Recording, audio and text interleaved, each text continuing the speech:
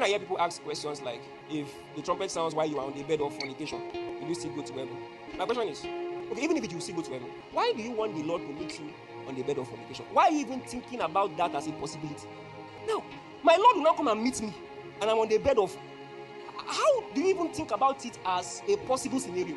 That when the King of Glory is coming with his angels, you are not on the mission field.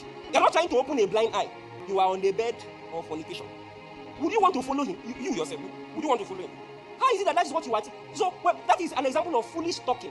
Let it not be mentioned amongst you. Never picture yourself in a position where you'll be sinning when Jesus comes. Don't think about it.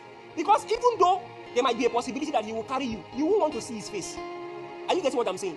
It's not that, okay, in the past, I have sinned and you forgave me, and I've received forgiveness. But that you came and you met me.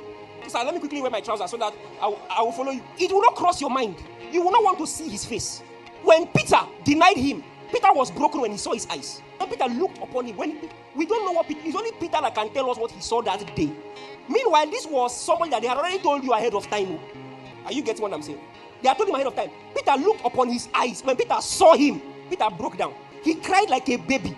It had to take Jesus to send a message and say to Peter that I'm waiting for you in Galilee. Then you now, with all this thing that you are doing, you are now thinking of a possible situation where the King of Glory that will come in holiness will come and catch you on the bed of fornication. Who has bewitched you? How have you become so comfortable with sinning like this?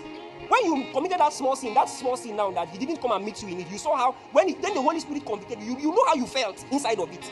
You didn't see his face, so it was just a conviction. And you felt as if the ground should open and swallow you. Then it's when he comes in glory. And you know when he comes in glory, he doesn't come with Christmas hamper. He comes with fire in his eyes and with a sword in his mouth. A possible situation you are imagining yourself is the bed of fornication. See, desire more that it is a better desire that when he comes, he meets you trying to cast out a demon and you are failing. So that you can ask him, what would I have done differently? That is a better situation. Remember that he came from the Mount of Transfiguration and then he came and met what his disciples were doing when he was not there was they were trying to cast out a devil. It is a better situation that this is how he finds me. Trying to do ministry and I'm making a mistake. Out of the sincerity of my heart. Then I am found me. Two things. Number one, he will never catch me like that. Number two, I will never be found in that situation. I will never be found in that situation because he holds me. He holds me. He holds me.